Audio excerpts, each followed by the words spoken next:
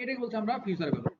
আমরা এর আগে যেটা দেখলাম as equals to p into 1 plus I to the power n, এই ইকুয়েশনটা ছিল আমাদের fundamental equation of financial mathematics বা মানে এই ইন্টারেস্টের জন্য মানে ফান্ডামেন্টাল ইকুয়েশন।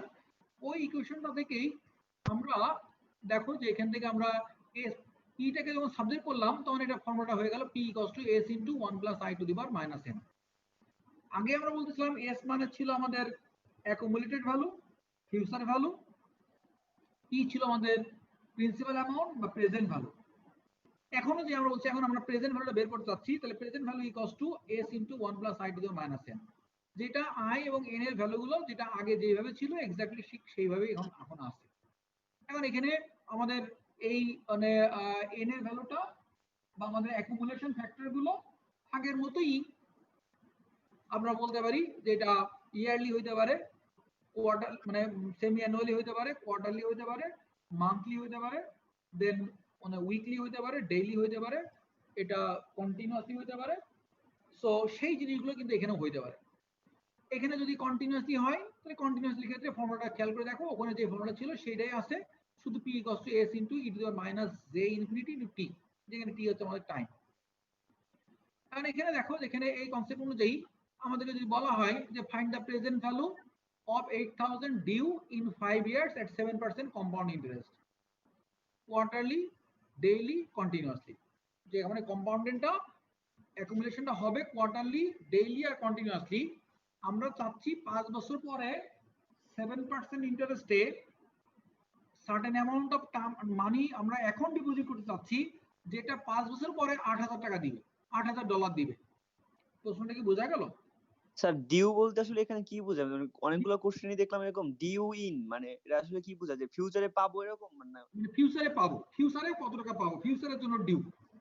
হ্যাঁ, বর্তমানে রাখছি, ফিউচারে পাবো, ফিউচারের জন্য ডিউ। ঠিক আছে? সো ডিউ ইন 5 ইয়ার্স মানে হচ্ছে 5 বছর পরে এটা পাওয়া যাবে। ঠিক আছে? এটা একটা ফ্রেজ ওয়ার্ড আর কি। তো এখানে 5 বছর পরে আমরা 8,000 টাকা $8,000 পাইতে যাচ্ছি। এখন আমরা কত টাকা ডিপোজিট করলে 5 বছর পরে 7% ইন্টারেস্টে আমরা এই 8,000 পাউন্ড পাইতে পারবো? সেটা কোয়ার্টারলি যদি হয় তাহলে কত টাকা ডিপোজিট করতে হবে, যদি ডেইলি আমাদের মানে কম্পাউন্ড হয় তাহলে কত টাকা ডিপোজিট করতে হবে, যদি কন্টিনিউয়াসলি হয় তাহলে কত টাকা ডিপোজিট করতে হবে। তো আমরা অ্যাজ ইউজুয়াল কি করলাম, আমরা বললাম যে আমাদের এখানে i মানে হচ্ছে এই যে 0.07 ডিভাইড বাই 4। 4 কেন? যদি কোয়ার্টারলি হয় তাহলে বছরে 4 বার অ্যাকুমুলেশন হচ্ছে, তাহলে আমাকে মানে ইন্টারেস্ট রেটটাকে তাহলে এই j বাই 4 করতে হবে, করে দিলাম। n টা কি হচ্ছে 5 বছরে, n টা হচ্ছে আমার তাহলে এখানে 5 into 4, কারণ বছরে 4 বার, তাহলে 5 বছরে 20 টাইমস অ্যাকুমুলেশন হবে, তাহলে আমি n পেয়ে গেলাম। এখন আমি এখানে বলছি s আমার জানা আছে, i জানা আছে, n জানা আছে, এটা পুট করে দিলাম। তার মানে আমরা দেখতেছি আমরা যদি এখন এট প্রেজেন্ট 5,654 টাকা ডিপোজিট করি, তাহলে আফটার 5 ইয়ার্স 7% ইন্টারেস্ট রেটে কোয়ার্টারলি ডিপোজিট অ্যাকুমুলেশন ফ্যাক্টরে সে 8,000 টাকা আমাকে দিবে। সিমিলারলি এখানে দেখো যে যদি ডেইলি হতো তাহলে আমরা 365 দিয়ে ডিভাইড করলাম আইটাকে, দেন এখানে n আমার হয়ে গেল 5 into 365, পরে আমরা এখানে পি এর ভ্যালু বের করে দেখলাম যে 5,637।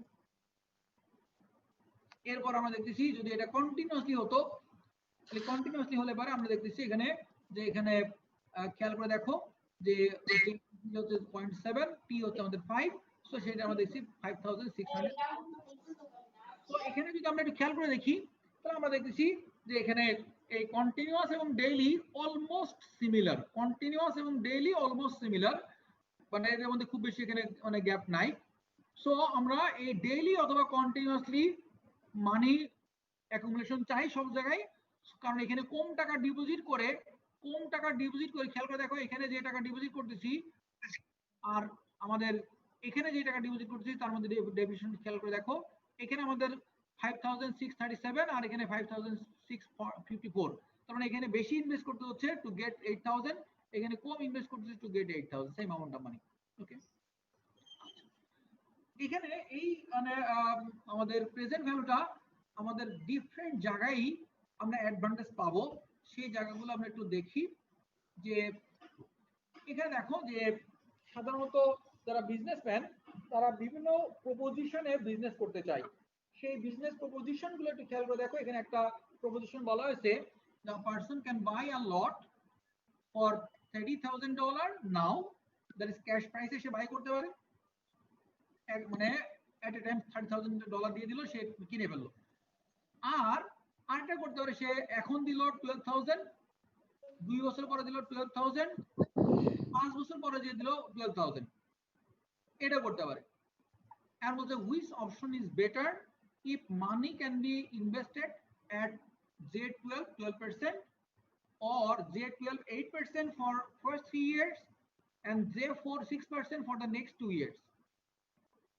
দেখো ভেজালটা কেমন লাগাই দিচ্ছে, যে সাধারণত যাদের টাকা থাকে, টাকা থাকলে যে বিজনেস হয় তা কিন্তু না। বিজনেস করার জন্য আমাদের আসলে বুদ্ধি লাগে। এখন এই বুদ্ধিগুলো অ্যাপ্রোপ্রিয়েট টাইমে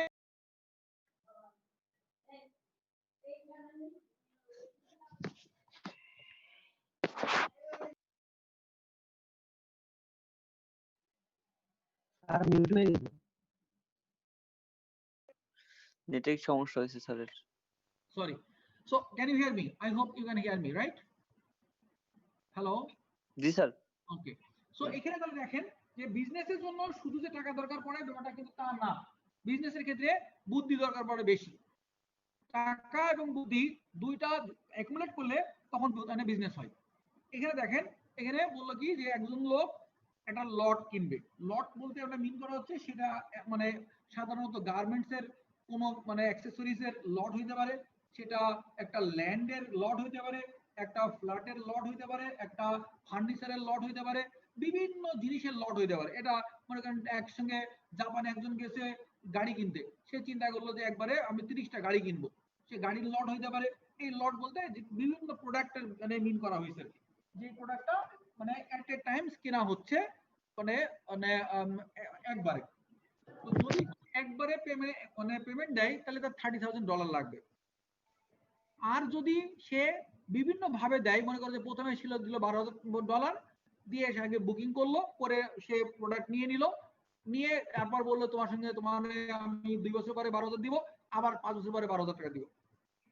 এখন তোমাদের কাছে মনে হতে পারে অ্যাপারেন্টলি আমরা যারা ম্যাথমেটিক্যাল ক্যালকুলেশনের ভিতরে খুব বেশি মানে ঢুকতে চাই না, কমন পিপল যারা, তারা মনে করতে পারে যে আমি 30,000 টাকা দিয়ে একবারে কিনে ফেললাম, আমার জিনিস মানে আমার হয়ে গেল, কাজে কাজে এখন আমি মানে এটা নিয়ে আমার ইচ্ছা মতন এটা মানে ইউজ করতে থাকবো।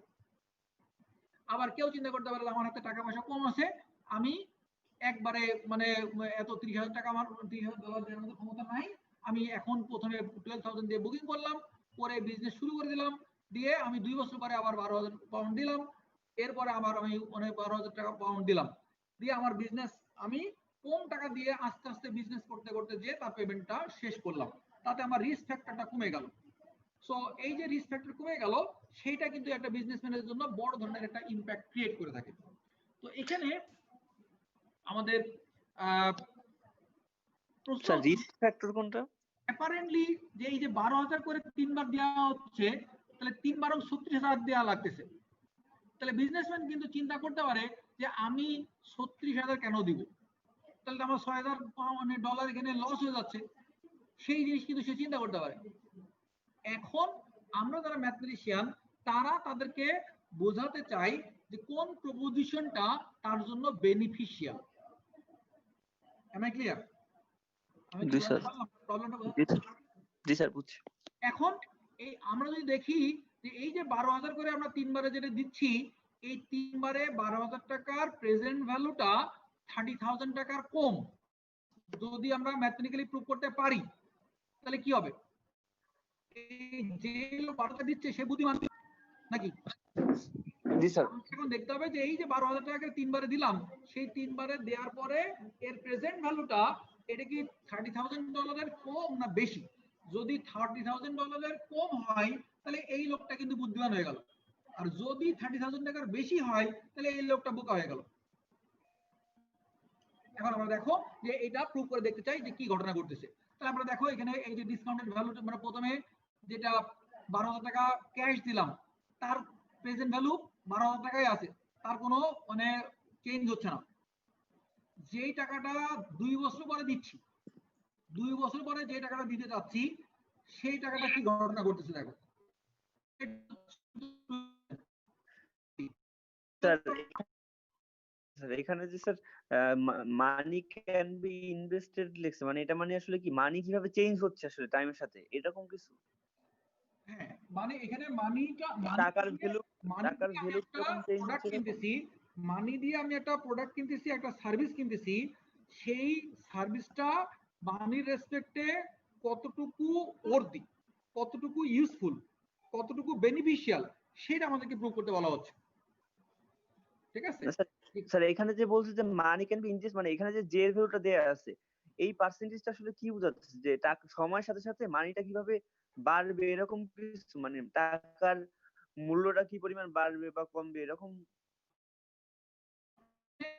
বোঝাতে চাচ্ছে পেমেন্ট করার বিভিন্ন রকম প্রপোজিশন আছে, বিভিন্ন রকম পদ্ধতি আছে। পেমেন্ট কেউ প্রথম একবারে পেমেন্ট করে দিতে পারে, আর একটা হচ্ছে কেউ ব্রেক করে করে পেমেন্ট দিল, উইথ দ্য টাইম নিয়ে নিয়ে সে পেমেন্ট করলো, একটা কন্ডিশনাল পেমেন্ট করলো, যে সাধারণত পেমেন্টটা নিয়ে কোশ্চেন না স্যার, আমার কোশ্চেন ছিল যে মানির যে এখানে বলছে যে মানি ক্যান বি, মানে এখানে যে পার্সেন্টেজটা দেয়া আছে এই রেটটা আসলে কি? ও এই যে তার যে আচ্ছা বুঝতে পারছি। আচ্ছা, এখানে যে মানি রেটটা, এখানে যে রেটটা দেওয়া আছে, আমি যে মানিটা ইনভেস্ট করতে যাচ্ছি সেই মানি দিয়ে যদি আমি তার ওই লটটা না কিনতাম, হ্যাঁ, তাহলে আমি মার্কেটে এই টাকাটা ব্যাংকে রাখতাম। আচ্ছা। ব্যাংকে রাখলে পরে আমার ব্যাংক কি টাকা দিত, ও আমার রেটটা কি হতো। ঠিক আছে? যখন জি স্যার। বিজনেসম্যান বিজনেস করতে যায় তখন সে চিন্তা করে কি, যে আমার টাকাটা আমি যদি বিজনেস না করি তাহলে তো আমি ব্যাংকে রাখবো, তাহলে ব্যাংকের থেকে সে কত টাকা পেতো আর কি, সেটা থেকে তারা বোঝানো হচ্ছে। ঠিক জি আছে? স্যার, বুঝতে পারছি। আচ্ছা, তো এখন মানে কারণ সে যেই লোকটা $30,000 পেলো আর যে $12,000 পেলো, দুইজনের মধ্যে ডিফারেন্স আছে, সে তো চিন্তা করবে যে $30,000 আমি মানে দিয়ে আমি ব্যাংকে ডিপোজিট করে রেখে দিলাম, তাহলে তো আমার ব্যাংকের থেকে আমি মানি গ্রো করতে থাকলো। আর যে $12,000 দিয়ে মানে বিজনেস শুরু করলো, সে চিন্তা করতেছে আমি যদি $12,000 এখন ব্যাংকে রেখে দিতাম তাহলে তো আমার মার্কেটে আমি টাকা পাইতাম। সেই জিনিস এখানে বোঝানো হচ্ছে। কিন্তু এখানে মেইনলি বোঝানোর চেষ্টা করা যে একটা জিনিস একবারে কেনার সুবিধা, আর আরেকটা জিনিস একই প্রাইসের ডিফারেন্ট টাইমে আমি টাকাটা পে করতেছি। ইনস্টলমেন্ট আমি যদি মানে বাই করি, সেই ক্ষেত্রে আমার সুবিধা বা অসুবিধা কোথায়? তোমরা দেখবা যে বিভিন্ন সময় আমরা দেখি মার্কেটে ফ্রিজ, টিভি, ল্যান্ড, প্রপার্টি এরকম বিভিন্ন প্রোডাক্ট ইনস্টলমেন্টে বাই করতে বলা হয়ে থাকে। আর এই যে ইনস্টলমেন্টে বাই করতে যাচ্ছি, সেটার ক্ষেত্রে আমি কি অ্যাডভান্টেজ পাইতে পারি, সেই এইটার সামটা ঠিক এই টাইপের একটা সাম। তাহলে আমি খেয়াল করে দেখো যে আমরা তাহলে দেখাতে যাচ্ছি কি, সেই লোকটা 12,000 টাকা দিচ্ছে, তাহলে প্রথমে যে 12,000 টাকা দিল সেটার প্রেজেন্ট ভ্যালু কিন্তু 12,000ই আছে। আর আরটা দিল কি 2 বছর পরে, 2 বছর পরে যেটা দিল তার উপরে 24 মান্থের একটা ইন্টারেস্ট চার্জ হবে। 5 বছর পরে যেটা দিল তার উপরে 60 মান্থের একটা ইন্টারেস্ট চার্জ হবে, ডিসকাউন্ট হবে। খেয়াল করে দেখো যে ফার্স্ট যে মানিটা দিল মানে নাও, সেটা কিন্তু 12,000ই থাকতেছে। এই টাকাটা সে 2 বছর পরে দিচ্ছে, তার ইকুইভ্যালেন্ট প্রেজেন্ট ভ্যালু হচ্ছে 9,400। যেই টাকাটা সে 5 বছর পরে দিচ্ছে, তার প্রেজেন্ট ভ্যালু হচ্ছে তার 6,600। ব্যাপারটা এরকম, তুমি যদি 6,600 টাকা এখন কোন জায়গায় ব্যাংকে রাখতা 12% ইন্টারেস্টে, তাহলে 5 বছর পরে যে তোমার এটা দিত কত, 12,000 টাকা। আমি কি বোঝাতে পারলাম? জি স্যার, বুঝছি। আবার কেউ যদি 9,450 টাকা ব্যাংকে রাখতো 12% ইন্টারেস্টে 12 টাইম অ্যাকুমুলেশনে, তাহলে এই 9,400 টাকা 2 বছর পরে হতো তার 12,000 টাকা।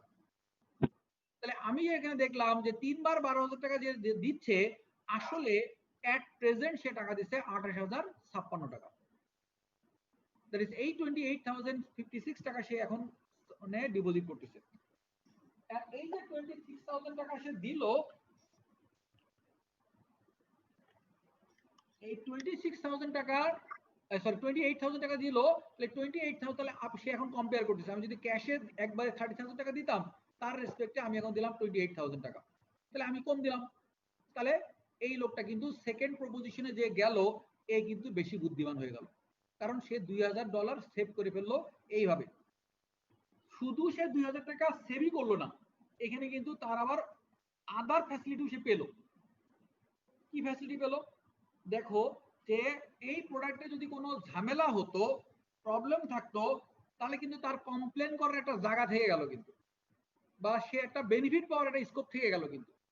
আর যেই লোক একবারে টাকা দিয়ে কিনে ফেললো, সে কিন্তু কাস্টমারের কাছ থেকে পরে যে সার্ভিস পাওয়ার চান্সটা কিন্তু কমে যাচ্ছে, বা কাস্টমার তাকে সার্ভিস নাও দিতে পারে কিন্তু, যে সেলার কিন্তু তাকে সার্ভিস নাও দিতে পারে কিন্তু।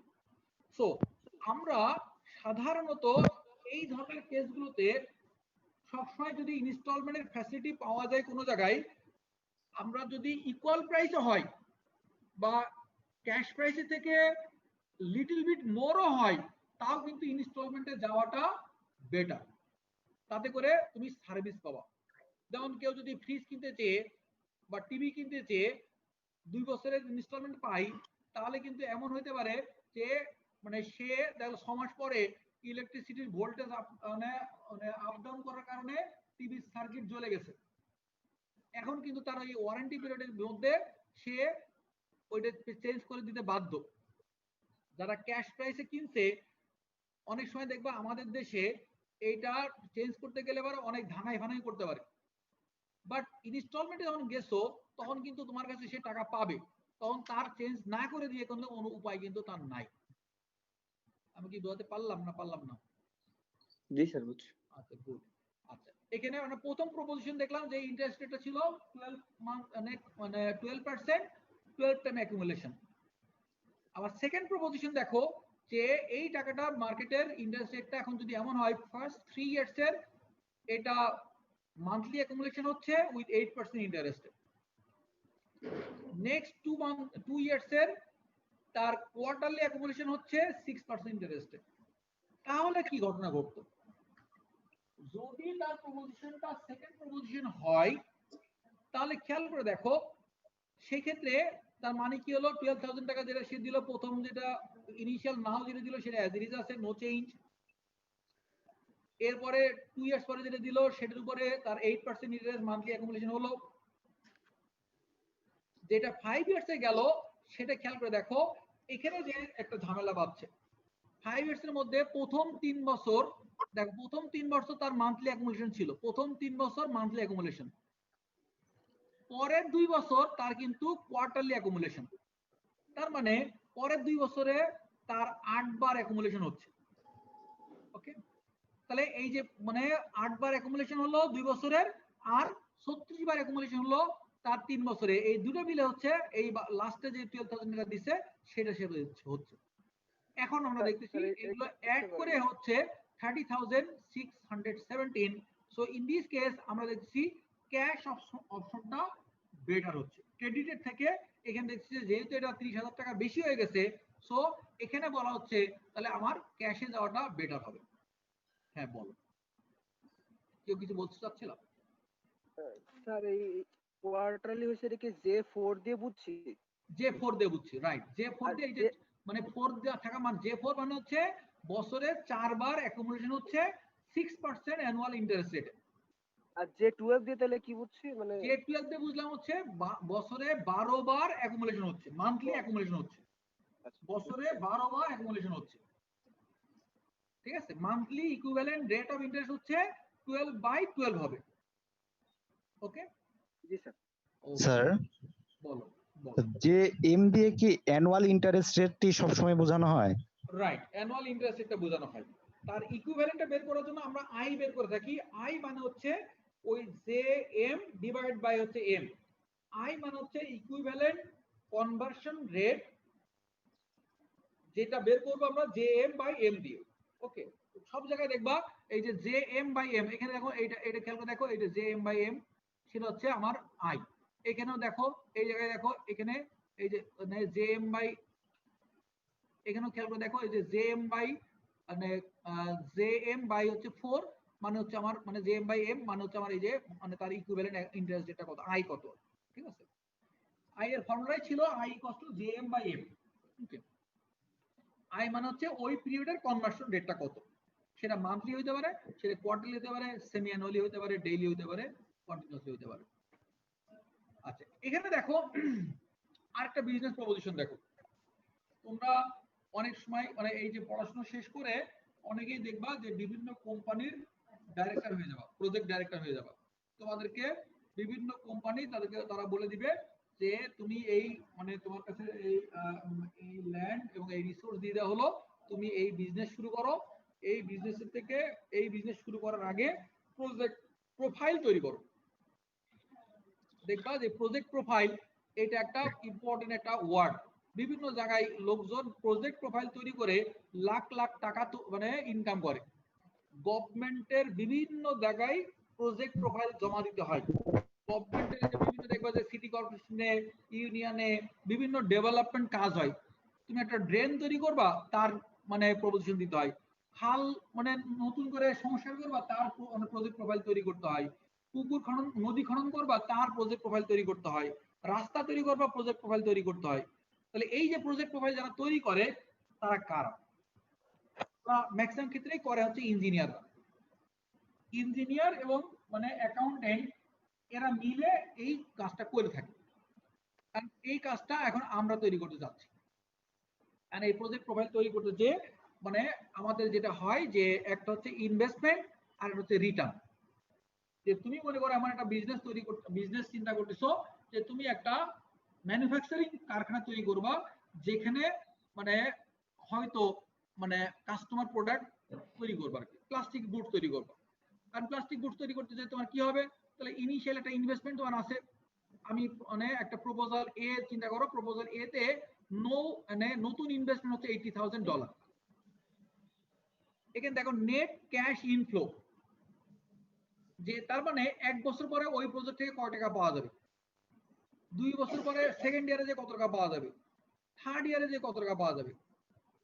যে আমি ইনভেস্ট করলাম 80,000, ফার্স্ট ইয়ারে যে আমি 95,000 টাকা পাইলাম, সেকেন্ড ইয়ারে যে 39,000 পাইলাম, থার্ড ইয়ারে যে আমি 12,000 পাইলাম। তাহলে আমার এই প্রজেক্টটা কি ভায়াবল প্রজেক্ট, ডুয়েবল প্রজেক্ট, বা আমি কি অ্যাকসেপ্ট করবো না করবো না? সিমিলারলি একজন বি একটা প্রপোজাল দিল যে তার ইনভেস্টমেন্ট লাগলে 1 লাখ, তার প্রথম বছর পাবে হচ্ছে 35, তারপরে হচ্ছে 58, তারপরে 80। তার মানে এটা হচ্ছে দেখো অ্যাসেন্ডিং অর্ডারে আস্তে আস্তে রিটার্নটা বাড়তেছে। আর এখানে ফার্স্ট প্রপোজালে রিটার্নটা আস্তে আস্তে কমতেছে। খেয়াল করে দেখছো? দেখো এখানে যে ফার্স্ট প্রপোজালে ছিল রিটার্নটা এভরি ইয়ারে প্রথম বছরে বেশি ছিল, আর আস্তে আস্তে রিটার্নটা কমতেছে।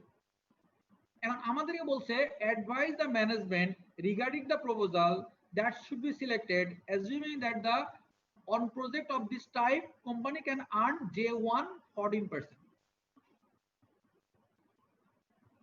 যে কোম্পানি যদি এই প্রজেক্টে মানি ইনভেস্ট না করতো তাহলে এখানে 14% ইন্টারেস্টে টাকা সে মার্কেটে ইনভেস্ট করতে পারতো, বা মার্কেটের ক্যাশ ইনফ্লোতে 14% ইয়ারলি ইন্টারেস্ট পাওয়া যাচ্ছে।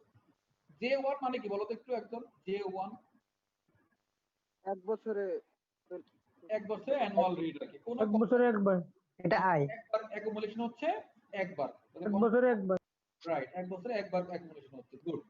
আচ্ছা, তাহলে এখন দেখো যে আমরা তাহলে দেখতেছি আমার কাছ থেকে মানে টাকা চলে যাচ্ছে 80,000, আর আসতেছে হচ্ছে 25, 39 আর 12, আর আমরা এটাকে দিয়ে প্রেজেন্ট ভ্যালুতে কনভার্ট করতেছি। কারণ আমরা সবসময় চিন্তা করতেছি যে মানি যখন আমরা ক্যালকুলেশন করব তখন একটা ফিক্সড পয়েন্টের রেসপেক্টে কনভার্ট করব।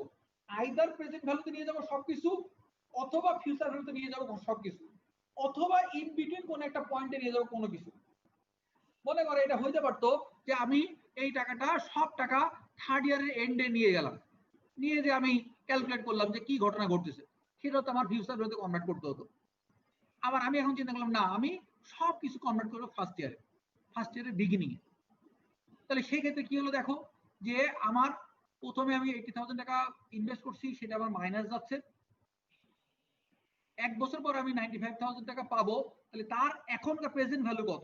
95,000 টাকার প্রেজেন্ট ভ্যালু কত? 1 বছর আগের ভ্যালু কত? 39,000 টাকা আমি 2 বছর পাবো, তার 2 বছর আগের ভ্যালু কত? এই যে মাইনাস দিয়ে আমরা 2 বছর আগের ভ্যালু মিন করতেছি, প্রিভিয়াস ভ্যালু মিন করতেছি। বা প্রেজেন্ট ভ্যালু মিন করতেছি। আবার 12,000 টাকা পাবো 3 বছর পরে, এই 12,000 টাকার 3 বছর আগের ভ্যালু কত। তাহলে এই যে আমরা এই তিনটার প্রেজেন্ট ভ্যালু বের করলাম, পরে আমরা দেখলাম এখানে এই যে প্রেজেন্ট ভ্যালু হলো আমাদের এই তিনটা, খেয়াল করে দেখো এই তিনটা হচ্ছে আমাদের প্রেজেন্ট ভ্যালুতে কনভার্ট করলাম, আর এই 80,000 তো প্রেজেন্ট ভ্যালু আমাদের চলেই গেছে। তাহলে এই তিনটা চারটা ক্যালকুলেট করে আমরা দেখলাম 41,793 হলো।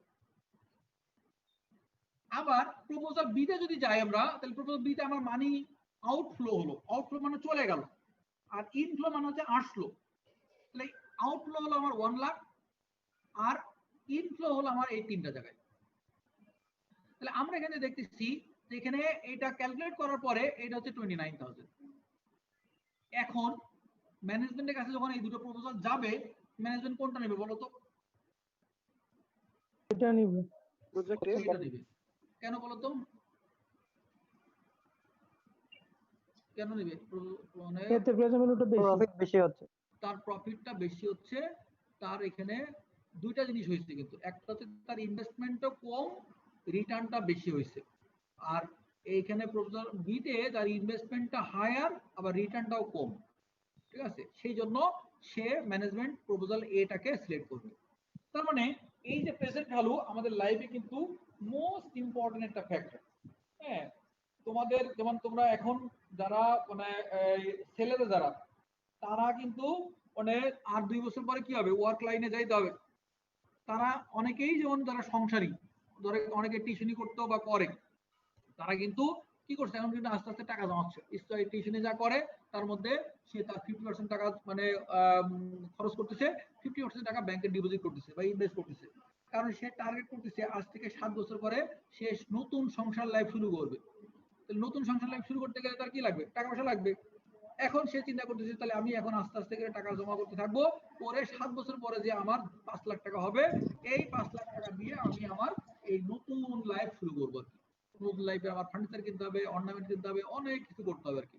ঠিক আছে, সো এই যে প্রেজেন্ট ভ্যালুতে সে কনভার্ট করে চিন্তা করতেছে আমি আজ থেকে 7 বছর পরে 5 লাখ টাকা পাইতে চাই, তাহলে এখন কত টাকা ডিপোজিট করলে আমার ওই মানে 5 লাখ টাকা আসবে। সো প্রেজেন্ট ভ্যালু কিন্তু আমাদেরকে অনেক বেশি মানে প্রিভিলেজ দিচ্ছে আমাদের লাইফে।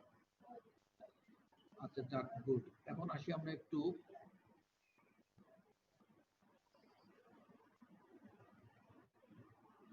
আমরা আজকে আরেকটা মোস্ট ইম্পর্টেন্ট জিনিস শিখবো, সেটা হচ্ছে ইকুয়েশন ভ্যালু আর কি। আর এখানে এই যে ফাইন্ডিং রেট, যেটা নরমালি আমাদের অনেক ক্ষেত্রে দেখবা যে হয়তো আমাদের এই ফান্ডামেন্টাল ইকুয়েশন দেওয়া আছে, দিয়ে এখান থেকে বললো রেট বের করতে। তো রেট বের করা এটা আমাদের ম্যাথমেটিক্সের জন্য একটা ওই আই কে সাবজেক্ট তৈরি করা আমাদের জন্য কোনো ব্যাপার না আর কি। তো আমরা এটারে মানে এই যে মানে জাস্ট বোথ সাইডে লগ নিতে পারি, লগ না নিয়ে যে এনটাকে রাইট হ্যান্ড সাইডে নিয়ে গেলাম, নিয়ে যে আমরা বললাম আই এর ভ্যালু হচ্ছে আমাদের এইটা। আবার অনেক সময় তো এখান থেকে এই যে মানে আমাদের কন্টিনিউয়াস মানে অ্যাকুমুলেশন দেওয়া আছে, সেখান থেকে বললো এখান থেকে জে ইনফিনিটি বের করো অথবা টি বের করো। তাহলে জে ইনফিনিটি বা টি বের করার জন্য আমাদের জাস্ট একটাকে সাবজেক্ট তৈরি করা, এটা আমরা সবাই পারি, এটা নাথিং নিউ। এখানে দেখো যেখানে আমাদের বলা হয়েছে এই যে নাম্বার, এই সামনে দেখো an investment find advertisement that it will triple your money in 10 years. What rate of interest compounded monthly is implied? যে তোমারে বলছে যে তোমার মানি 10 বছরে তুমি এখন যা রাখবা 10 বছর পরে সেটা 3 গুণ হয়ে যাবে। এই যে 10 বছর পরে 3 গুণ হয়ে যাচ্ছে, তখন আমাদের মধ্যে একটা ইনস্পিরেশন কাজ করে যে ঠিক আছে, আমি তাহলে এখন যদি মানে 2 লাখ টাকা রাখি, তাহলে 10 বছর পরে 6 লাখ টাকা হবে, তাহলে তখন যে আমি মানে এই আমার লাইফের অনেকগুলো শখ আহ্লাদ পূরণ করা যাবে। এখন তাহলে এই আমরা দুটো জিনিস জানতে চাই, একটা হচ্ছে যে কত টাকা ডিপোজিট করব, আর দুই নম্বর হচ্ছে কি ইন্টারেস্ট রেটে একটা ডিপোজিট করব। তাহলে এখানে ঠিক খেয়াল করে দেখো, ইটস ভেরি সিম্পল, যে আমরা এখানে দেখলাম যে 10 বছরে আমার মানে যদি মান্থলি অ্যাকুমুলেশন হয়ে থাকে, তাহলে সেই ক্ষেত্রে আমরা বলতেছি ইন্টারেস্ট রেটটা মান্থলি বলা আছে, তাহলে এখানে এন হচ্ছে 120, আমার প্রিন্সিপাল অ্যামাউন্টটা আমি জানি না এক্স, আমার অ্যাকুমুলেশন অ্যামাউন্টটা হচ্ছে 3 গুণ হয়ে যাবে, তাহলে 3x। তাহলে আমরা এখন কি করলাম, a is equals to p into 1 plus i to the power n, এই ইকুয়েশনে পুট করে দিলাম। দিলে পরে আমরা দেখলাম এটা একটা অর্ডিনারি ইকুয়েশন, যেখান থেকে আমার i বের করতে হবে। আমরা এখানে i বের করে দিলাম, সেই আইটা হচ্ছে আমাদের মান্থলি অ্যাকুমুলেশন ছিল, সেটাকে আমরা 12 দিয়ে মাল্টিপ্লাই করে আমরা এখান থেকে ইয়ারলি অ্যাকুমুলেশনটা পেয়ে গেলাম। সো আমরা দেখছি এখানে আসলে এই যে 11% যদি এখন কোনো জায়গায় টাকা আমাদেরকে ডিপোজিট করতে দেওয়া হয়, তাহলে ওই টাকাটা 10 বছর পরে 3 গুণ বেনিফিট পাওয়া যাবে। ওকে, আচ্ছা, এরপরে দেখো যেখানে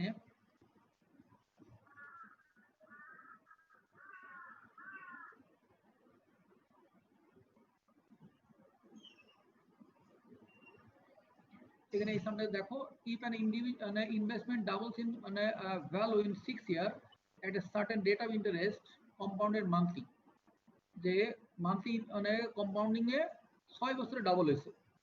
এখন প্রশ্ন করছে how long it will take for the same investment to triple in value. 6 বছর যদি লাগে ডাবল হইতে, ট্রিপল হইতে কত লাগবে? নর্মালি আমরা যারা ম্যাথমেটিক্স শিখি তারা তাদের থিঙ্কিংটা একটু সূক্ষ্ম হয়। যারা ম্যাথমেটিক্স শিখে না তাদের কাছে যদি এই প্রপোজিশনে বলো আচ্ছা আপনার টাকাটা 6 বছরে 3 দ্বিগুণ হবে, তাহলে 3 গুণ হইতে কত সময় লাগবে? দেখবা অনেকেই এটাই ঐকিক নিয়মে করে দিয়ে বলে দিবে যে আচ্ছা 6 বছরে যদি 3 গুণ হয় তাহলে আপনার মোটামুটি 3 গুণ হইতে মানে ও একটা অ্যাজাম্পশন করে সে বলে দিবে যে আপনার এটা 12 বছর লেগে যাবে, 3 গুণ হইতে 12 বছর লেগে যাবে। কারণ 2 গুণ হইতে লাগছে তার 6 বছর, তাহলে 12 বছর লেগে যাবে তার 3 গুণ হইতে। বুঝতে পারছো? জাস্ট ডাবল করে দিল এখানে, কিন্তু সেটা হাইপোথেটিক্যাল হলো, ম্যাথমেটিক্যাল হলো না। এখন দেখো ম্যাথমেটিক্যালি কি করতেছে আমরা, ম্যাথমেটিক্যাল ওই আগের প্রবলেমের মতন আমরা এখান থেকে আইটা বের করে নিলাম যে আমরা এই যে 6 বছরে যে তার 2 গুণ হচ্ছে সেই 2 গুণের করসপন্ডিং আমরা দেখো এখান থেকে ইকুয়েশন তৈরি করে আমরা এখান থেকে আই বের করে নিলাম। আই বের করার পরে আই তো ফিক্সড। এখন আমরা বলছি যে তাহলে আমার এখন প্রিন্সিপাল অ্যামাউন্ট হচ্ছে x, আমার মানে ফিউচার ভ্যালু হচ্ছে আমার 3x, আর আই তো আগেরটাই আছে। আমি এখান থেকে এখন n বের করতে চাচ্ছি। তাহলে n বের করে আমরা দেখলাম যে এখানে এই যে 114 মাস আমাদের লাগবে। এই যে 114 মান্থ আমাদের লাগবে, মানে সেইটা আমরা এখন মানে ইয়ার এবং ডে যদি কনভার্ট করি আমাদের দেখছি 9 ইয়ার 6 মান্থ 4 ডেজ আমাদের লাগছে। 4 ডেজ কি করে আসলে বলতে পারো কেউ? এই 4 ডে কিভাবে পেলাম? কি বলতে পারি 4 ডে কি করে আসলো? 4 ডেটা কি করে আসলো? 4 ডে 9 ইয়ার 6 মান্থ বুঝলাম যে 114 কে আমরা 9 ইয়ার 6 মান্থ দিয়ে কনভার্ট করতে পারি, কারণ এটা 12 দিয়ে ভাগ মানে দিলে পারে আমরা দেখবো যে 9 ইয়ার 6 মান্থ আসতেছে। 4 দিন কি করে আসলো? 4 দিন করতে আসলো। কে বলতে পারো তোমাদের মধ্যে?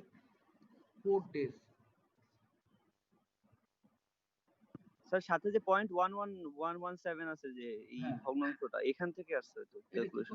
এখানে কিভাবে দ্যাটস গ্রেট, কি করে পাবো এখান থেকে? কিভাবে 30 দিয়ে মাল্টিপ্লাই করতে হবে মনে হয় sir. Right, very good, thank you so much. এখানে এইটা তো মান 0.117, এটা মান। এইটাকে যদি আমরা ডে তৈরি করতে চাই তাহলে 0.117 এটাকে যদি আমরা 30 দিয়ে মাল্টিপ্লাই করি তাহলে দেখবো যে 4 ডে চলে আসছে। কিন্তু বুঝতে পারছো? অনেকেই কিন্তু দেখবে যে এইটা আবার মানে কোথা থেকে আসলো কি বৃত্তান্ত নানান রকম চিন্তা করে ফেলবে। তো সেই জিনিসগুলো কিন্তু আমাদের মাথার মধ্যে নিয়ে আসতে হবে। তাহলে এখানে দেখো যে আমরা ম্যাথমেটিক্যালি এইটা একজনকে খুব ইজিলি বলে দিতে পারবো যে আপনার টাকাটা এই যে 9 বছর 6 মাস লাগবে। ঠিক আছে? আবার এটা যদি 4 গুণ হতে চাইতো তাহলে দেখতে যে এটা হয়তো মানে তোমরা একটা মানে আইডিয়া দিতে পারো আমাকে এই টাকাটা মানে 4 গুণ হওয়ার জন্য কতদিন সময় লাগতে পারে? একটা অ্যাজাম্পশন দিতে পারো, অ্যাজাম্পশন এস্টিমেট। যেমন এখানে মানে 2 গুণ হতে 6 বছর লাগছে, 3 গুণ হতে 9 বছর 6 মাস লাগছে, আর মানে 4 গুণ হতে কত লাগতে পারতো? স্যার 11 বছর। স্যার 12 বছর থেকে কম লাগবে, এরকম 12 বছরের কাছাকাছি কম লাগবে। That's great. এই যে তোমরা বললা যে 11 বছর বা 12 বছর থেকে কম লাগবে, that is the perfection, that is the concept, that is the IQ, that is the common sense. হ্যাঁ, এই কমন সেন্স গুলো দেখবা যে অনেক মানুষের ভিতরে থাকে না। হ্যাঁ, সেই জিনিসটা আমাদের মধ্যে নিয়ে আসতে হবে। এই কমন সেন্সটা আমাদের কি বলে? হ্যাঁ, এখন যদি আমাকে বলে পারফেক্টলি হিসাব করে বলো কেউ, মানে আমরা বললাম যে আপনার 11 বছর সামথিং লাগবে, এখন এই মানে তারা তখন বললো যে 12 বছরের কম লাগবে, এখন হয়তো বললো তাহলে এক্স্যাক্টলি ক্যালকুলেট করে বলেন তো, তখন আমরা অনেক এই ইন্টারেস্ট রেট দিয়ে আমরা মানে ইজিলি এখানে 4x এখানে x দিয়ে আমরা ইজিলি ক্যালকুলেট করে দিতে পারবো আর কি, সেখানে কোনো সমস্যা আমাদের নাই। কিন্তু এই অ্যাজাম্পশন গুলো আমাদেরকে বুঝতে হবে যে 6 বছর যদি এখানে লেগে থাকি তাহলে 4 মানে তার 4 গুণ হওয়ার জন্য অবশ্যই তার 12 বছর লাগবে না, 12 বছর থেকে কম লাগবে। ওকে, দ্যাটস গুড। ওকে, এবার আজকে আমরা আসলে মেইনলি স্যার একটা প্রবলেম আছে স্যার 4.17 এ 4.17 পিছনের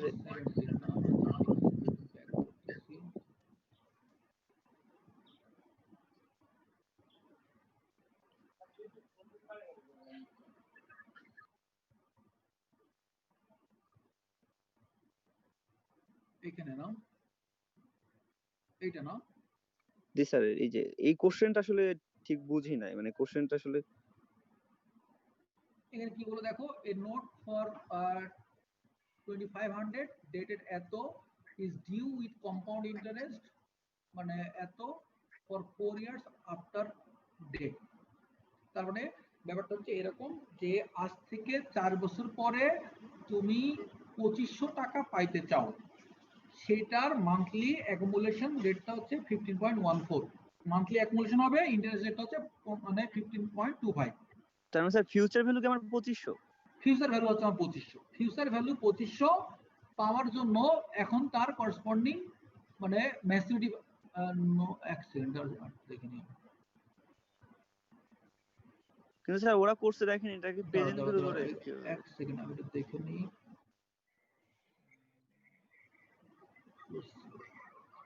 মানে a note for এত dated এত is due with compound interest এত 4 years after date then on to the holder of the note as discounted by a lender who charged to find the proceed and the compound discount, proceed and compound discount। আচ্ছা,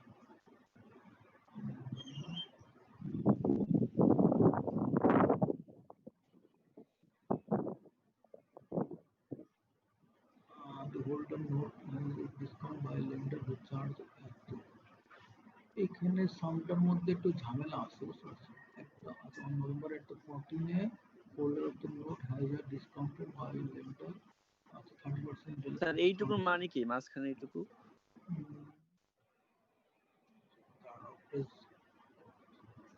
আচ্ছা না, এখানে তোমার যেটা বোঝাতে চাইছে যে এটা হচ্ছে যে সে প্রথমে তার বোঝাতে চাইছে যে তুমি এখন 2500 টাকা ইনভেস্ট করতেছো, 4 বছর পরে যেটা মানে 15.25% অ্যাকুমুলেশন হচ্ছে মান্থলি কত পাবা, সেটা হচ্ছে প্রথম কোশ্চেন।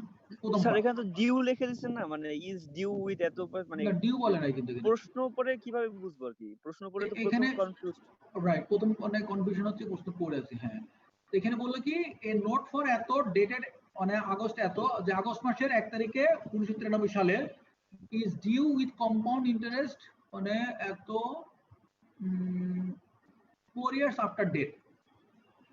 তার মানে এই যে আজ থেকে 4 বছর পরে, আজ থেকে 4 বছর পরে মানে তোমার এটা ডিউ হবে আর কি, আজ থেকে 4 বছর পরে ডিউ হবে, সেটা যেটা কথা এখানে বলা হয়েছে যে সেখানে তারা বলছে যে মানে 2500 টাকা এখন যদি তুমি ইনভেস্ট করো, যেটা আজ থেকে 4 বছর পরে ডিউ হবে, আজ থেকে 4 বছর পরে মানে তোমাকে দেওয়া হবে, এখন 2500 টাকা তুমি যদি দেও তাহলে 4 বছর পরে কত হবে আর কি, বুঝতে পারছো? তো সেখানে তারা যেটা বলতে চাচ্ছে এখানে, এক সেকেন্ড প্রসিড করলো এত টাকা,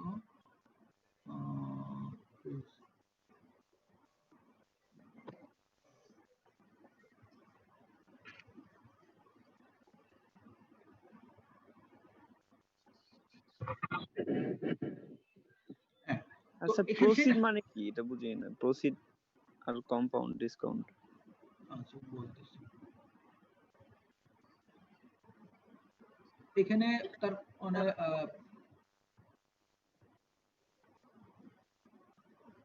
ডিসকাউন্ট মানে তুমি বুঝতে পারতেছো, ডিসকাউন্ট মানে হচ্ছে যে তোমার কতটুকু ইন্টারেস্ট তোমাকে দেওয়া হলো, ডিসকাউন্ট বলতে গেলে ইন্টারেস্টের উপরে কতটুকু ছাড় দেওয়া হলো, ইন্টারেস্টের উপরে কতটুকু ছাড় দেওয়া হলো সেটাকে বলা হচ্ছে তার মানে ডিসকাউন্ট, বা কম্পাউন্ড ডিসকাউন্ট যেটা বলতে মিন করতেছে ইন্টারেস্টে কত টাকা ছাড় দেওয়া হলো, তার প্রিন্সিপাল অ্যামাউন্টে না, তার মানে তার প্রিন্সিপালের ভিতরে সরি ইন্টারেস্টের ভিতরে কত টাকা ছাড় দেওয়া হলো। এখানে খেয়াল করে দেখো যে 2500 টাকা যদি 4 বছরের জন্য ইনভেস্ট করা হতো তাহলে পাওয়া যেত হচ্ছে আমাদের 4500 টাকা, আর এই 4500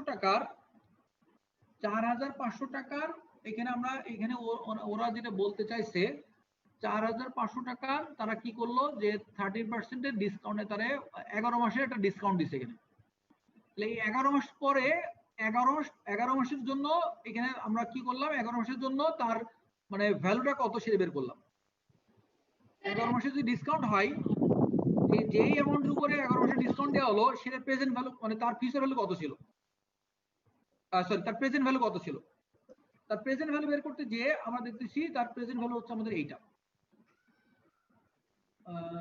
প্রেজেন্ট ভ্যালু হচ্ছে আমাদের 3100 টাকা। স্যার মাঝখানের কথাটা বুঝি নাই যে 1 নভেম্বর 1 এখানে আসলে এইটা দিয়ে আসলে মানে এমনিতে যদি আমরা ব্যাপারটাকে চিন্তা করি আসলে কি হয়েছিল কাহিনীটা এইটাই তো বুঝতেছি না যে কাহিনী বুঝতেছো না? আচ্ছা এখানে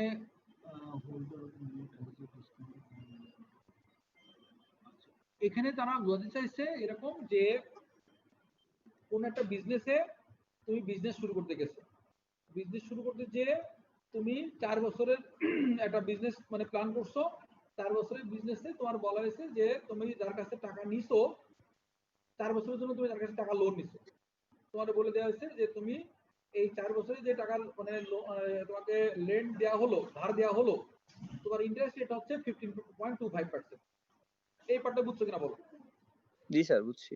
আচ্ছা এবার তুমি যখন বিজনেস করতে শুরু করতে গেলা, তুমি তার কাছে রিকোয়েস্ট করলা যে ভাই বিজনেস তো প্রথমে অনেক প্রফিট হয় না, আমার তো মানে মানে প্রথমে এই মানে ফিক্স কিছু ইনভেস্টমেন্ট আছে, আমার মানে ঘর ভাড়া নিতে হবে, আমার প্রোডাক্ট ইয়ে করতে হবে, করতে আমরা এইসব বিজনেস শুরু করতে আমার 6 মাস লেগে যাবে, বিজনেস শুরু করতে আমার 1 বছর লেগে যাবে, কারণ ইনস্টলমেন্ট কস্ট আছে না, এই তুমি একটা মেশিন নিয়ে আসবা চায়না থেকে, তার একটা কস্ট আছে। তাহলে তুমি কি করলা, তুমি তাহলে বললা যে আমারে আপনি একটু ডিসকাউন্ট দেন, যে আমার ইন্টারেস্টের উপরে আপনি ছাড় দেন, প্রথম 1 বছর ইন্টারেস্ট নিয়েন না, ইন্টারেস্ট ফ্রি করে দেন। সে তখন আচ্ছা তোমার আচ্ছা পরে সদাশয় হয়ে বললো যে না আপনাকে একেবারে ছাড় দেওয়া যাবে না, কিন্তু আপনাকে এই যে J4 13.5 এই ইন্টারেস্ট রেটে তোমার আগে ইন্টারেস্ট ছিল তার হচ্ছে 15.25, সে বলে দিল আপনার কোয়ার্টারলি কম্পাউন্ডে আমি ইন্টারেস্ট রেট একটু কমাই দিলাম, এতটুকু ডিসকাউন্ট দিয়ে দিলাম। তো স্যার নভেম্বরের পর থেকে মানে ডিসকাউন্ট রেটটা নভেম্বরে কমাই মানে ইন্টারেস্ট রেটটা কমাই দিছে আর কি। রাইট রাইট বুঝতে পারছো, আচ্ছা, এই হচ্ছে এখানে বুঝছি কাহিনীটা স্যার। ঘটাইছে, বুঝতে পারছো? এই কাজটা কিছু না। কিন্তু স্যার লেখছে যেভাবে দেখে তো কিছু বোঝাই যায় না। একটু ল্যাঙ্গুয়েজটা একটু আমাদের একটু প্র্যাকটিস করতে করতে ঠিক হয়ে যাবে, বুঝতে পারছো? আচ্ছা এবার একটু আমি আজকে আসলে আমাদের মেইন অবজেক্টিভ হচ্ছে যে ইকুয়েশন ভ্যালুটা একটু বোঝাতে চাই, তোমরা ইকুয়েশন ভ্যালুটা একটু দেখে নাও, তবে আমি আবার ব্যাক করবো আর কি। আচ্ছা ইকুয়েশন ভ্যালুটা হচ্ছে বেশ ইন্টারেস্টিং জিনিস, আমরা এইটা দিয়ে আমরা অনেকগুলো রিয়েল লাইফ প্রবলেম সলভ করে থাকি। সেই ইকুয়েশন ভ্যালুটা কি? ইকুয়েশন ভ্যালুটা হচ্ছে কিছুই না, আমরা আসলে ফিউচার বা প্রেজেন্ট ভ্যালু যেটা ক্যালকুলেট করতে চাই সেটা যে কোনো সময় রেসপেক্টে আমরা ক্যালকুলেট করতে চাই। যেমন এখানে বলা হয়েছে যে সার্টেন অ্যামাউন্ট অফ মানি, সেটা হচ্ছে এক্স হচ্ছে amount of money, after N years মানে আই ইন্টারেস্টে ওয়াই হবে। আবার আমরা বলছি যে এখানে যদি এক্স বের করতে চাই, এক্স হচ্ছে আমার এখানে প্রেজেন্ট ভ্যালু ছিল, প্রেজেন্ট ভ্যালু বের করার আমরা ফর্মুলা জানি। এখন মনে করো যে বলা হলো গিভেন ডেটে মানে আমার এক্স টাকা আছে, এই যে গিভেন ডেটা যদি একটু খেয়াল করে দেখো যে গিভেন ডেটে আমার এক্স টাকা আছে, মানে এই এক্স অ্যামাউন্ট অফ মানি আমি এখান থেকে যদি রাইটে যাই, রাইটে যাওয়া মানে কি ফিউচারে যাচ্ছি, লেফটে যাওয়া মানে কি পাস্টে যাচ্ছে। পাস্টে যাচ্ছি। তাহলে পাস্টে গেলে কি হবে, ফিউচারে গেলে কি হবে, এটা আমরা জানতে চাই। তাহলে এখানে বলতেছি আমরা যদি এটা ফিউচারে যাই তাহলে এটা হচ্ছে আমার অ্যাকুমুলেশন হবে, ফিউচারে গেলে আমার এটা অ্যাকুমুলেশন হবে, তাহলে এটা পজিটিভ। পাস্টে গেলে আমার এটা কি হবে, ডিসকাউন্ট হবে, তাই না নাকি? পাস্টে গেলে আমার ডিসকাউন্ট হবে, ডিসকাউন্টের জন্য আমার এটা মাইনাস নেগেটিভ হবে। আর এই কনসেপ্টটা আমাদের এখানে জানার প্রয়োজন হবে, কারণ এই কনসেপ্টটা দিয়ে আমরা বিভিন্ন রিয়েল লাইফ প্রবলেম খুব ইজিলি সলভ করতে পারি। আমরা একটা রিয়েল লাইফ প্রবলেমে চলে যাই, তাহলে এটা বুঝতে একটু সুবিধা হবে আমাদের।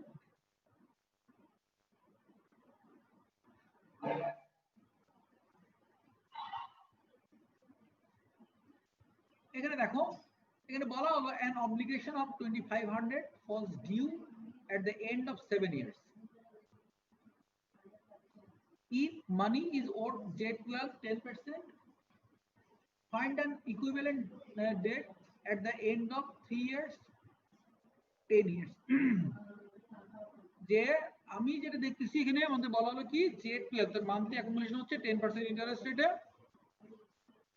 এই 2500 টাকাটা ডিউ হচ্ছে কবে? ডিউ হচ্ছে আমার 7 বছর পরে। তার মানে আমি যদি একটা লাইন ডায়াগ্রামে চলে আসি, ওদের কথাবার্তাগুলো যদি এখানে চলে আসি, প্রেজেন্ট মানে হচ্ছে 0, আমি এখন এখানে বসে আছি। আজ থেকে 7 বছর মানে 84 মাস পরে যে আমি এই যে 2500 টাকা পাবো, আমারে বলা হয়েছে আজ থেকে 3 বছর পরে এই টাকাটা কত হবে, আজ থেকে 10 বছর পরে এই টাকাটা কত হবে। প্রশ্নটা কি বোঝা গেছে না যায় না? বুঝছি স্যার, বুঝছি। যে যেই টাকাটা 7 বছর পরে 2500 টাকা হয়, সেই টাকাটা 3 বছর পরে কত হবে, সেই টাকাটা 10 বছর পরে কত হবে। তাহলে খেয়াল করে দেখো, আমার কিন্তু এখন পজিশন হচ্ছে এখানে এই 84টা হচ্ছে প্রেজেন্ট পজিশন। আমি এখন এই মানে আমি এই প্রবলেমটাকে এখন আমি রিডিফাইন করতেছি। রিডিফাইন করতে কি হবে, প্রেজেন্ট পজিশন হচ্ছে আমার এখানে, এর রেসপেক্টে আমি যদি ফরওয়ার্ডে যাই, দ্যাট ইজ 120 মান্থে যেতে চাই, তাহলে এখান থেকে আমাকে এই 120 মাইনাস 84 মান্থ মানে অ্যাকুমুলেশন করতে হবে, ফিউচারে যাইতে হবে। আর এখান থেকে আমি যদি 36 এ যেতে চাই, তাহলে আমরা বলতেছি এখান থেকে 48 মান্থ ব্যাকে যাইতে হবে। তার মানে আমার কিন্তু এই জিরো প্রেজেন্টে টাকার ভ্যালুটা দেওয়া ছিল না, আমার 7 বছর পরে টাকার ভ্যালু দেওয়া ছিল। 7 বছর পর থেকে আমি যদি 4 বছর ব্যাকে আসি, তাহলে প্রেজেন্ট থেকে 3 বছরের ভ্যালু পেয়ে যাব। আর 7 বছর থেকে যদি আমি 3 বছর পরে যাই, তাহলে প্রেজেন্ট থেকে আমি 10 বছরের ভ্যালুটা পেয়ে যাব। ব্যাপারটা বোঝা গেল? সেই কাজটা দেখো তারা কিভাবে করছে, যে তারা এখান থেকে এই দেখো 7 বছর পরে, আমরা 7 বছর পরে ভ্যালুটা যেহেতু জানি, তাহলে আমি এখানে কি করলাম, এই যে এক্স ভ্যালুটা বের করে নিলাম। আমার মানে আমার এই যে 48 মান্থ পরে, মানে যেই টাকাটার ভ্যালু ছিল 2500 টাকা, 48 মান্থ আগের ভ্যালু প্রেজেন্ট ভ্যালু ছিল তাই এত টাকা। আর ওয়াই এর ক্ষেত্রে খেয়াল করে দেখো, এটা ছিল আমার মানে 10 বছর পরে ভ্যালুটা ছিল আমার হচ্ছে এখানে 3370 টাকা। এখন আমরা কি করতে চাচ্ছি এখান থেকে, যে এখান থেকে মানে আমার এখান থেকে এই যে ভ্যালুটা ছিল সেটা আমি কিন্তু এই 36 মাসও ইউজ করি নাই, আমি কিন্তু 10 বছর ইউজ করি নাই। লাইন ডায়াগ্রামে ফেলে দিয়ে আমি এই ইকুয়েশনের উপর ডিপেন্ড করে আমি বললাম যে আমার যে ভ্যালুটা দেওয়া আছে তার রেসপেক্ট আমাকে 48 মান্থ ব্যাকে আসতে হচ্ছে to get after 3 years value. আর ওই পয়েন্ট থেকে আমাকে 36 মান্থ বা 3 ইয়ার্স পরের ভ্যালু চাইতে হচ্ছে to gate 10 years after what value. তো সেই জিনিসগুলো আমাদের এখানে এই লাইন ডায়াগ্রামের মাধ্যমে বোঝার প্রয়োজন হয়ে থাকে। ওকে, তো আমরা আজকে আর এটা প্রসিড করতে চাচ্ছি না। আমি তোমাদেরকে রিকোয়েস্ট করব যে এই কনসেপ্টটা অ্যাপ্লাই করে, এখানে বেশ কিছু সাম আছে, এটাই আমাদের লাস্ট এই চ্যাপ্টারের। যেমন এখানে একটা খুব ইন্টারেস্টিং সাম মানে দেওয়া আছে, যেমন এখানে দেখো যে এই সামটা আমি তোমাদের রিকোয়েস্ট কি করে করলো সেটা তোরা বুঝে আসছে। যে একজন মানুষ, সে 50,000 টাকা তার মানে রিসোর্স ছিল, সেই 50,000 টাকা সে রেখে গেল, ফান্ডে রেখে গেল, রেখে সে মারা গেছে এবং বলে গেছে যে তার 3 জন মেয়ে আছে, 3 মেয়েকে তাদের বয়স যখন হবে 21 বছর, 21 বছর বয়সে যে তাদের টাকাগুলো দিতে হবে।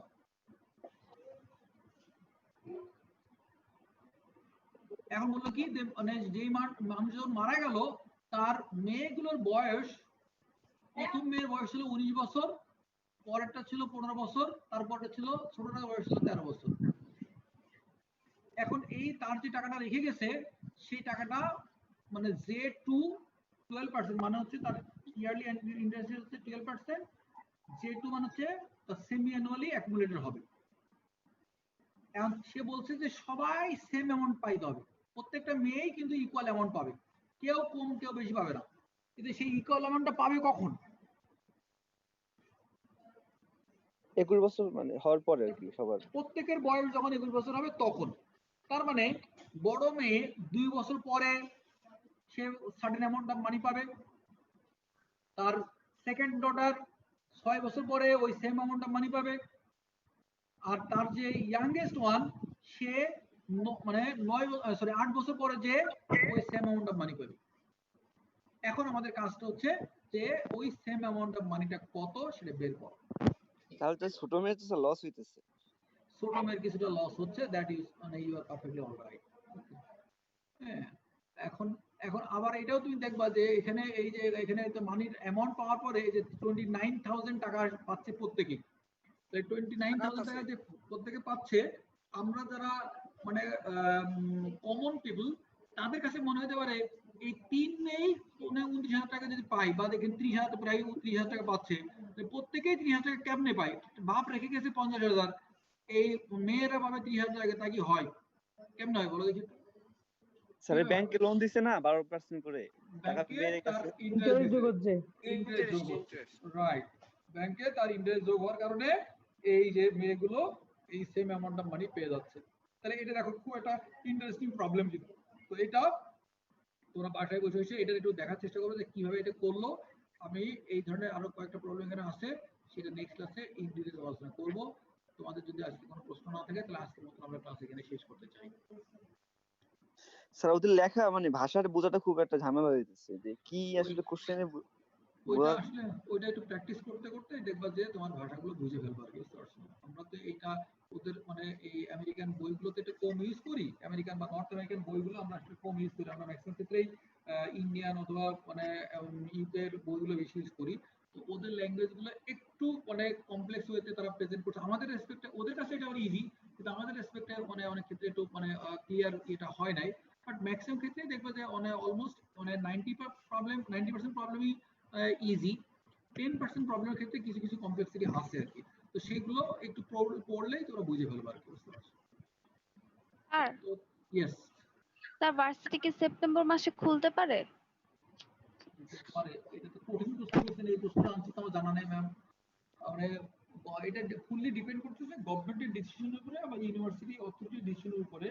এটাও একটা পসিবিলিটি আমরা দেখতে পাচ্ছি যে গভর্নমেন্ট যেহেতু সবকিছু ওপেন করে দিছে, যে এখন মানে কোনো জায়গায় করোনা তেমন একটা নাই, শুধুমাত্র স্কুল কলেজ ইউনিভার্সিটির ভিতরে করোনা লুকায় আছে, বুঝতে পারছো না? তো এখন সেজন্য মানে এটা একটা সেন্সিটিভ ইস্যু, এই ব্যাপারে আমি কমেন্ট করতে চাই না। হ্যাঁ, তো এইটা মানে আমরা অ্যাপ্রিহেন্ড করতেছি হয়তো গভর্নমেন্ট কিছু টার্মস এন্ড কন্ডিশন দিয়ে ইউনিভার্সিটি অথরিটিকে মানে খুলতে বললেও বলতে পারে। বাট এটা হচ্ছে আমার পার্সোনাল অ্যাজাম্পশন, এটা নাও হইতে পারে। বাট তোমাদের যদি বলে তাহলে অ্যাটলিস্ট 1 সপ্তাহ সময় তোমাদেরকে দিবে, দিয়ে তারপরে মানে ইয়ে করতে বলবে। তো যাক, আমরা তাহলে আজকে তোমাদের আর মানে যদি প্রশ্ন না থাকে তাহলে আজকে শেষ করতে চাই।